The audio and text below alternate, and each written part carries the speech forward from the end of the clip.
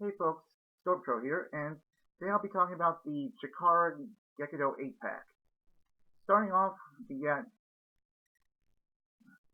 17, the antithesis to Mike Quackenbush. Now, he's been doing for me. He's done really well. He's a one-time holder of the Grand Championship. His agility is very good, um, below average strength. But he's got two 3-add-1s on level 3 and a +1 finisher, and his offense and defenses are fairly good. So definitely things looking up for him. Secondly is the Shard, uh, I guess the opposing force to Jigsaw, although they eventually became tag partners. Compared to 17, he's his agility is a little lower. Doesn't have any add ones, but the offense and defense is good, and he does fairly well, especially if you team him up with Jigsaw. They've held the tag belts a few times. Now those are pretty straightforward. These next three, they're a little iffy as far as stats go. That being Combatant, Deviant, and Assailant, the Swarm. They are the bad guy versions of the Colony, which I talked about once before. Compared to the Colony, stat-wise, these three are kind of they're kind of weak. Well, mostly Deviant and Assailant are. Combatant on his own, he can be really good. He's got three moves on three moves of strength 3 on level 2, so he can keep up the offense fairly well, and +1 finisher, so he's okay.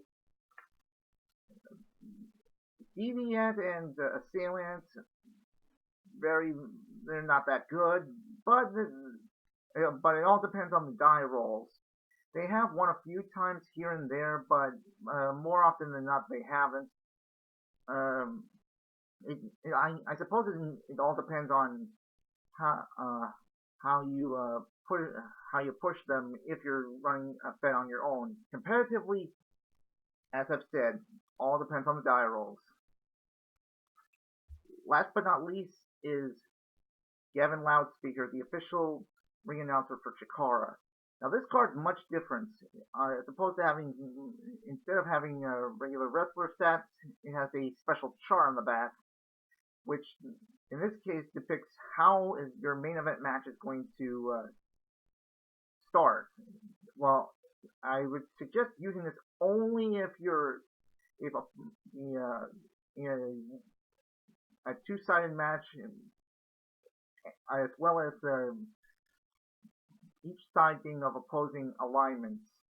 If both sides are face or heel, don't use it.